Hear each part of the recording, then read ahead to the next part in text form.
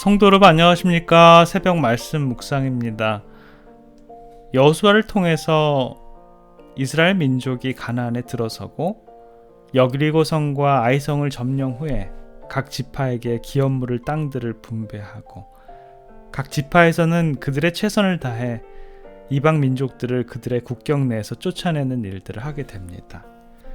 이제 여호수아의 일기도 때가 다 돼갑니다. 그의 말로에 기감이 되는 말로 여호수아서를 장식하고 있는데요.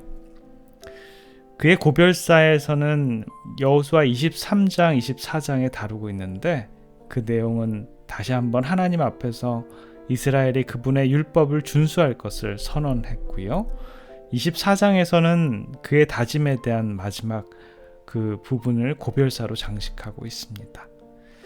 그는 온 이스라엘 모든 지파, 곧 이스라엘 장로들과 그 두령들과 재판장들과 유사들을 세겜에 모이게 합니다. 그의 마지막 고별사의 장소를 세겜으로 정했는데요. 세겜은 에벨산과 그리심산 사이에 있었는데 여호수아 8장에 옛날에 여호수아가 그 두 산 사이에서 이스라엘을 6지파씩 세우고 율법의 축복과 저주를 선포한 곳이 바로 그 장소이지요. 더욱이 이곳은 그의 조상 아브라함이 가나안으로 온 초기에 제단을 쌓고 거기서 영생하신 하나님을 불렀던 장소이기도 했고요. 야곱이 하란에서 고향으로 돌아오던 기로에 이곳에 머물면서 단을 쌓고 이방 신상들을 이곳 근처 상수리 나무 아래 묻고 베델을 향하여 새 출발을 했던 장소이기도 합니다. 말하자면 세겜은 옛 조상들의 신앙적인 결단이 이루어졌던 역사적인 장소이지요. 모세를 뒤를 이어 이스라엘 백성들을 가나안으로 인도한 여호수아도 이스라엘 백성들의 신앙의 회복을 호소한 그러한 설교가 바로 이 설교입니다. 여호수아는 이스라엘 백성들에게 그때까지 하나님께서 베푸신 은총과 복을 열거하면서 그의 설교를 시작합니다. 실상은 이렇습니다. 이스라엘 백성들이 약속의 땅에 이르렀지만 하나님의 명령대로 그들의 적들을 완전히 추방하지는 못했습니다. 그들은 완전한 승리를 얻지 못하고 평화로운 공존으로 살아가려고 했던 것이죠. 이것이 오늘날 우리들에게 적당히 세상과 타협하면서 신앙생활을 하고자 하는 것과 마찬가지죠. 여호수아는 이러한 이스라엘의 태도에서 나타난 결점들을 잘 알고 있었습니다. 그래서 오늘날 섬길 자를 택하라는 촉구를 하는 것입니다. 아브라함도 하나님으로부터 우상 숭배의 땅으로부터 떠날 것을 명령받았습니다. 여호수아는 출애굽기 여장 가운데 이스라엘 백성이 시내산에서 여호와 하나님만을 섬기기로 한 약속을 기억하고 있었습니다. 그러나 그 백성들은 곧이어서 금송아지를 경배했지요. 그들은 어떤 면에 있어서는 하나님을 섬겼습니다. 번제도 드리고 소제도 드리고 화목제도 드렸지만 또 동시에 바알신을 섬기기도 했고요. 우상 숭배도 했습니다. 농사의 풍작을 위해서는 가나안 신전에 가서 제의도 행했고 또 조상의 신 아브라함과 이삭과 야곱과 그런 여호와를 한쪽으로 섬기기도 한 것, 그런 것을 그들은 신앙으로 여기고 있었죠. 오늘날도 이와 같은 그리스도인들이 많이 있습니다. 교회가 그리스도인, 이스라엘 백성과 같이 우상과 하나님 사이를 왕래하고 있었습니다. 오늘 우리는 여호수아의 고별 설교를 통해서 과연 누구를 섬겨야 하는지를 한번 생각해 봅니다. 죽음을 눈앞에 둔 여호수아는 이제 그 백성들에게 만일 여호와를 섬기는 것이 너희에게 좋지 않게 보이거든 너희 열조가 강 저편에서 섬기던 신이든지 혹 너희에 관한 땅 아모리 사람의 신이든지 너희 섬길 자를 오늘날 택하라 라고 말합니다. 엘리야도 갈멜산에서 백성들을 모아놓고 이렇게 말합니다. 열왕기상 18장 21절에 보면 너희가 어느 때까지 두 사이에서 머뭇머뭇하려느냐 여호와가 만일 하나님이면 그를 쫓고 바알이 만일 하나님이면 그를 쫓을지니라. 사도 요한도 요한계시록에서 라오디게아 교회 성도에게 말합니다. 요한계시록 3장 15절에는요. 내가 내 행위를 아노니 내가 차지도 아니하고 더웁지도 아니하도다.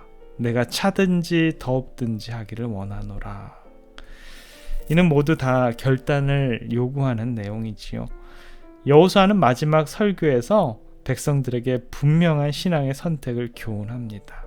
그리고 그의 선택을 공개적으로 분명히 밝힙니다. 그러나 오직 나와 내 집은 여호와를 섬기겠노라고요. 우리가 이 세상을 살아가면서 우리 마음대로 선택할 수 없는 것도 많이 있습니다. 반면에 우리의 자유의지에 따라서 선택하고 결정해야 하는 일들도 많이 있습니다. 친구를 잘 선택하고 학교와 학과를 선택하고 직업도 선택을 해야겠지요. 또 가장 중요한 결혼 상대자를 선택하는 것은 우리 자신이 되어야 되는 것입니다. 그리고 선이냐 악이냐, 의냐 불이냐 선택하는 것도 하나님이 정해준 것이 아니라 각자가 결정해야 하는 것이죠. 진리의 편에 서느냐 혹은 거짓의 편에 서느냐 하는 것도 마찬가지입니다. 예수님께서는 우리에게 한 사람이 두 주인을 섬길 수 없다라고 말합니다. 우리는 한 주인을 선택해야 하는 것이죠. 예수님께서는 누구든지 사람 앞에서 나를 시인하면 나도 하늘에 계신 내 아버지 앞에서 저를 시인할 것이요. 누구든지 사람 앞에서 나를 부인하면 나도 하늘에 계신 내 아버지 앞에서 저를 부인하리라 라고 말합니다. 여호수아의 선택에 나타난 특징은 전혀 환경의 영향을 받지 않았다라는 것입니다. 여호수아는 백성들에게 너희가 섬길 신을 선택하라고 말합니다. 그리고 너희가 어떤 신을 선택하든지 나는 내 집은 여호와를 섬기겠노라고 담대하게 고백하고 있는 것이죠. 여호수아의 이 선택은 사람들이 어떻게 선택하냐에 따라서 좌지우지되지 않는 선택입니다. 사람들이 많이 선택한다고 해서 사람들을 따라 선택하고 사람들이 많이 포기한다고 해서 포기하지 않는다라는 것입니다. 여호수아의 관점은 하나님이 전부였다라는 것입니다.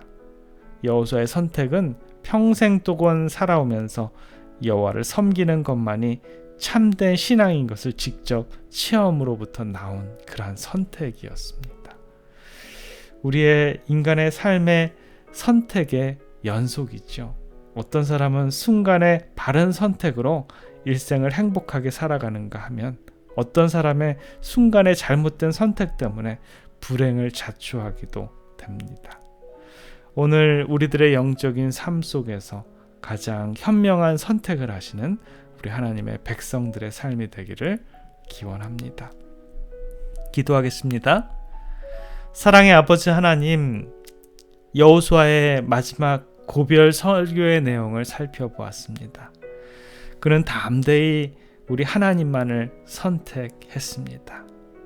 우리들의 삶의 모습들도 오직 주님만을 선택하는 올바른 의의 길을 선택하는 우리들의 삶이 되도록 주님 인도해 주시옵소서. 오늘 하루의 삶도 그 수많은 선택들 중에 가장 좋으신 우리 하나님을 선택하는 우리 모든 주님의 백성들 될 수 있도록 축복해 주시옵소서. 오늘의 삶도 주님께서 인도해 주시고 저희들과 함께하여 주시옵기만을 사랑해 우리 구주 예수 그리스도의 이름으로 간절히 기도드립니다. 아멘.